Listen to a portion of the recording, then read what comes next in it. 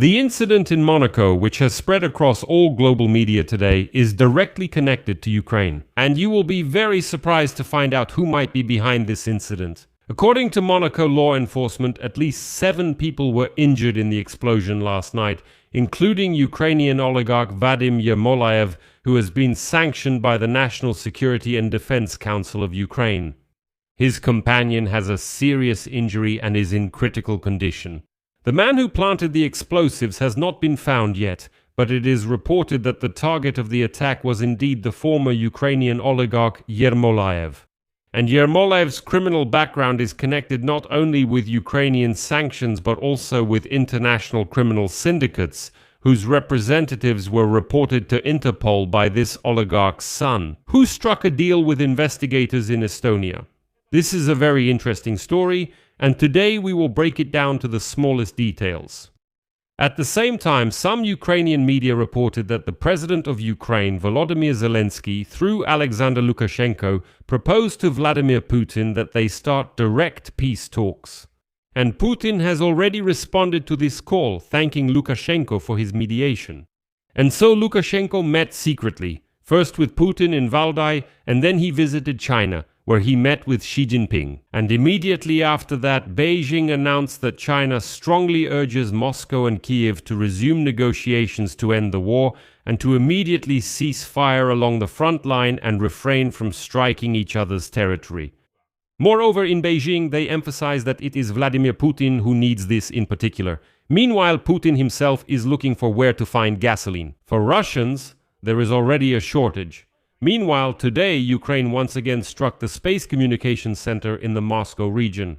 This is important because this center coordinates all communications for the Russian occupiers in Ukraine. In general, in this episode, we will discuss all these topics in detail. My name is Alexei Pichi. Let's discuss these topics together. But before we start, please subscribe to this channel, like the episode, and leave a comment below this video. This really helps a lot in promoting the content on YouTube, and I would be grateful to you for that. So, let's start with the biggest news of the day. It's the terrorist attack in Monaco. On Monday, June 29, a powerful explosion occurred in a residential building in the Principality of Monaco. This was reported by Le Figaro. According to the publication, the incident happened on Reverend Father Louis Frolla Street at around 9 p.m. local time, shortly before the explosion. An unidentified man, who was captured by surveillance cameras, left a backpack in front of the entrance door to this building and disappeared in the direction of the neighboring French city of Beausoleil. The explosive device went off just as people were entering the building, including that very Ukrainian oligarch.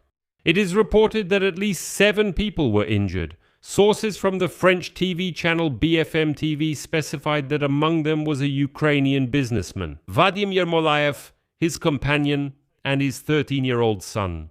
The businessman, as he is called, and his wife were hospitalized and are in serious condition. Monaco prosecutor Thibault Stephan reported that the teenager's life is not in danger. And next, I will quote the head of the Monaco government, Christophe Merman. It is likely a terrorist attack. As far as I know, this is the first such case in the history of the Principality. He also added that, according to preliminary data, the explosive device was packed with bolts and metal pellets to increase its destructive power. And at the moment, law enforcement agencies are searching for the suspect who left the backpack with explosives near the house. It is reported that all the victims were hospitalized in hospitals in Nice and Monaco. The condition of one of them is considered critical. In particular, a woman among the victims, who is referred to as the companion of the oligarch Yermolaev, suffered severe injuries and is in the most serious condition. As a result of the explosion, she lost her lower limbs. Yermolaev himself suffered burns and shrapnel wounds. There are no details about his condition yet. As of Tuesday morning, all 3 of the injured were alive. The Nice prosecutor's office has already launched an investigation into criminal conspiracy, illegal possession and use of explosives, and the case has been handed over to the Interdepartmental Judicial Police Service. According to the investigation, surveillance cameras in the Beausoleil area captured the suspect, a man in dark clothing and a hat. He was last seen on Tupikovaya Street, after which police lost sight of him. At the moment, he is still actively being sought. Forensic medical experts and police technical services worked at the scene, collecting samples of explosives and determining the type of device. According to eyewitnesses, the fragments from the explosion were found right at the entrance to the building. And this is where things start to get really interesting. Vadim Yermolaev is a Ukrainian businessman, the founder of the Aleph Trading and Manufacturing Corporation and one of the largest developers in the city of Dnipro. He regularly appeared on the list of the 100 richest people in Ukraine according to Forbes. For example, in 2021, the publication estimated his fortune at $220 million. In 2019, Yermolaev renounced his Ukrainian passport and obtained Cypriot citizenship. In December 2023, the president of Ukraine, Volodymyr Zelensky, imposed personal sanctions against Yermolaev for a period of 10 years. According to the Security Service of Ukraine, the reason for imposing the sanctions was the activities of his alcohol business in occupied Crimea, in Russian-occupied Crimea, where his companies paid taxes to the Russian budget. Yermolaev's Crimean structure evaded European Union sanctions using chains of offshore companies in Cyprus and the British Virgin Islands, and also received loans from sanctioned Russian banks. After Yermolaev came under sanctions from the National Security and Defense Council of Ukraine, the oligarch tried to save his Ukrainian business by formally transferring it to a technology venture fund. And as a result, he got a daughter, Sofia Kononenko, who now lives in London. Well, it would seem that if Yermolaev is under NSDC sanctions, then he shouldn't be able to conduct any kind of business in Ukraine. But that's not the case, he can. Despite all the sanctions, companies associated with Yermolaev, specifically ACAM and ACAPRO, managed to join a consortium in Ukraine. They won a multi-million-dollar government tender for, of all things, the construction of Ukraine's National Memorial Military Cemetery and was supposed to supply granite there. And if it weren't for the journalists, Yermolaev and his accomplices would have been making money on the construction of the memorial cemetery for Ukrainian soldiers. But that's not all of Yermolaev's business, and now we've come to the most important point in this whole story. According to one version of the investigation, the attempted attack in Monaco may be connected to the criminal business of Dnipro call centers. Yes, you heard that right. The fact is, the sons of the oligarch Yermolaev are deeply involved in this industry. At the end of 2025 on Cyprus, the son of the oligarch Andrei Yermolaev was detained at the request of Interpol. And this is the most crucial point. He was extradited to Estonia, where he pleaded guilty in the case of organizing the giant international scam network Milton Group, which defrauded Europeans and Americans of more than 100 million euros.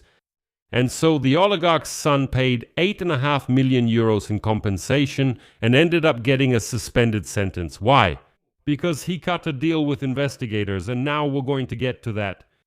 The second son of the oligarch, Artur Yermolaev, by the way, the former head of the Ukrainian Esports Federation, also figured in investigations into the Dnipro call centers, which scammed not only Ukrainians but primarily Europeans. And so, based on Vadim Yermolaev's criminal background, the specifics of his business, and the current geopolitical situation, law enforcement in France and Monaco have identified several main hypothetical masterminds behind the assassination attempt. And in the first place are international criminal syndicates. At the moment, this is one of the most plausible theories in the European media, connected to the activities of the very same scam network Milton Group, which was run by the oligarch's sons. The investigation suggests that high-level organizers of crypto scam networks or international organized crime groups connected to them may be behind the assassination attempt. And the motive of these syndicates is precisely revenge for the fact that the oligarch's son, Andrei Yermolaev, cut a deal with investigators. European media point out that the oligarch's son revealed to European law enforcement all the internal workings, crypto wallets, and the names of top managers of this giant scammer network. The bombing of his father is either direct revenge against Andrei from former partners in the scam network, or a harsh warning to the whole family to keep quiet and not reveal the remaining assets. The Milton Group call center network was robbing not only, as you understand, ordinary pensioners in the European Union. No. European investigators point out that, allegedly, through their fake investment crypto platforms, millions of euros were lost even by quite influential people, including people involved in shady businesses. On the other hand, they also consider the possibility of involvement by the Russian Federal Security Service, saying this is punishment for trying to play both sides. Yermolaev ran a large business in occupied Crimea for years and inevitably interacted with handlers from the FSB and collaborators, paying taxes to the Russian Federation. However, after Ukrainian sanctions were imposed on him at the end of 2023, Yermolaev began actively trying to gain legitimacy in the West, transferring assets to his daughter in London and distancing himself from toxic ties with the Russian Federation. And as we know, Russian security services often eliminate major businessmen who know too much about the Kremlin's financial schemes to bypass international sanctions and try, as they say, to escape to the West. Well, Europeans also consider that Ukrainian radical groups or vigilantes could be behind the attack. Yermolaev is a classic representative of the so-called Monaco battalion. A man who sponsored the Russian army in Crimea with his taxes lived luxuriously in Monaco during the full-scale war. And the companies connected to him cynically won tenders for the construction of the National Military Cemetery in Ukraine. For people who lost loved ones in the war, Yermolaev was the absolute embodiment of betrayal and, importantly, impunity. But, I emphasize, this is just a theory and only the investigation will reveal the real picture. At the same time, another topic is being actively discussed right now. It's the topic of negotiations between Ukraine and Russia with Belarus as a mediator. Today, some Ukrainian media reported that the president of Ukraine, Volodymyr Zelensky, likely proposed to the Russian dictator Vladimir Putin to start direct peace negotiations through Alexander Lukashenko. Lukashenko allegedly assured Ukraine and the US that the relays in Belarus which helped adjust Russian strikes on Ukrainian peaceful cities will not be reactivated. Earlier, Zelensky gave Lukashenko a week to dismantle them. They were shut down before this deadline expired. And right after that, Lukashenko said that he allegedly received representatives of Volodymyr Zelensky and then spoke with the Russians. And the information that Zelensky sent a message to Putin through Lukashenko appeared after the dictator flew to Valdai on June 26 and spent the night with Vladimir Putin. The press services of both illegitimate presidents of Russia and Belarus provided very little information about this meeting, and in general, Peskov said there would be no comments at all.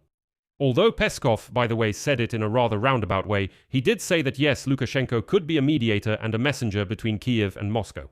After visiting Russia, Lukashenko went to China. And so, after the meeting, China's state news agency Xinhua reported that Xi Jinping said, and I quote, "China supports Belarus in defending its national sovereignty, independence, and territorial integrity, as well as in pursuing a path of development that matches its national conditions." Well, from whom exactly Belarus needs to defend its sovereignty is not specified. But after that, the Ministry of Foreign Affairs of Belarus began to boldly threaten Ukraine with retaliatory strikes if the Ukrainian armed forces started an invasion of their country. Well, that sounds very strange. But, since we've mentioned relay operators in Belarus, it's also worth mentioning that Ukraine is now simply taking out all of Russia's satellite communications. In particular, the largest satellite communication center in Russia, Dubna, was attacked again. As a result of the attack on the center last night, one of the Russian servicemen was killed, and there were also reports of large-scale smoke. The fact of the attack was confirmed by the parent organization, the Space Communications State Enterprise. So, the Dubna Space Communications Center, which is in the Moscow region, provides television broadcasting and data transmission services for government agencies and commercial operators, but what's important is its interaction with the satellite constellation. And let me remind you here that Vladimir Putin recently boasted that they are supposedly creating an analog of Starlink and have even launched the first satellites. So, the Dubna Space Communications Center is the center that actually manages this group of satellites. Without it, There simply won't be any Starlink equivalent, and now Ukraine has struck this space communications center for the second time. Well, let's get back to the topic of negotiations. After Lukashenko's visit, Beijing is strongly urging Moscow and Kiev to resume negotiations to end the war. This was stated by Sun Lei, the deputy permanent representative of China to the United Nations. Here is his quote: "We strongly urge an end to the conflict as soon as possible. We also strongly urge the resumption of negotiations, the demonstration of real political will, and doing everything possible to eliminate the root causes of this conflict through full and unconditional adherence to the principles of the UN Charter." By the way, the principles of the UN Charter clearly state sovereignty, territorial integrity, and the inadmissibility of using force to influence any political processes in a neighboring state. That's why China is planting a time bomb here. And here it became obvious that Vladimir Putin did in fact ask Lukashenko to complain to the Chinese leader Xi Jinping that Ukraine is attacking Russian cities. Remember, at first he complained to Trump. He called and cried on Donald Trump's shoulder saying, "How could this be? Ukraine is attacking my cities. I thought I was the only one who could attack Ukrainian cities. Turns out this game can be played both ways." So today, that very representative of China noted that the military conflict is increasingly affecting the civilian sphere, and this needs to be stopped. That's a quote. "Innocent civilians are suffering because of this." China maintains an objective and impartial position on the Ukrainian issue, keeps in contact with all parties, and tirelessly promotes peace talks. Let me also remind you that Vladimir Putin has already stated twice in the past week that he is ready to return to negotiations to end the war in Ukraine. On June 23, he proposed resuming dialogue based on the Istanbul agreements, as well as taking into account the modalities discussed in Anchorage with President Donald Trump and based on the realities on the ground. I should note that the day before, Putin admitted that there were actually no agreements in Anchorage. He says, "Well, yes, we sat down, talked, the Americans offered us something, and that's it."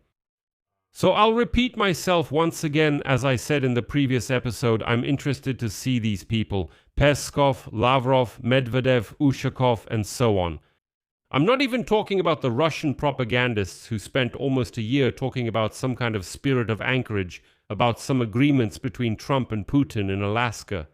Like, why is no one sticking to these agreements? How can this be? The Europeans are getting in our way, and so on.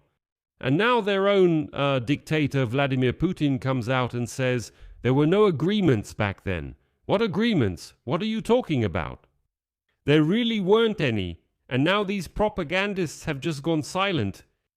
And here's what's paradoxical. The Russian cattle, the people, don't react at all. So just imagine, for almost a year they were being brainwashed that there were some agreements. Now Putin says, actually there aren't any, and the Russians are like, oh, okay, there aren't any.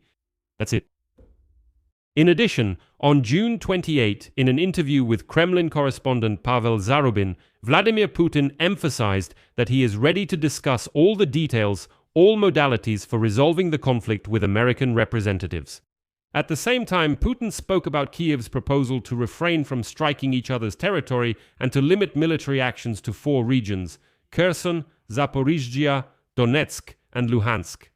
Putin made it clear that he does not agree to this, since, according to him, such steps would give an advantage to the Ukrainian army.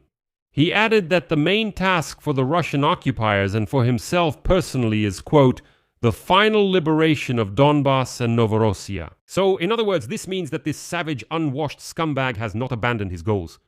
But behind all this ostentatious boasting, something else is hidden. Today, Putin's press secretary Peskov sheepishly stated that Russia is still begging other countries to sell them gasoline at reasonable prices.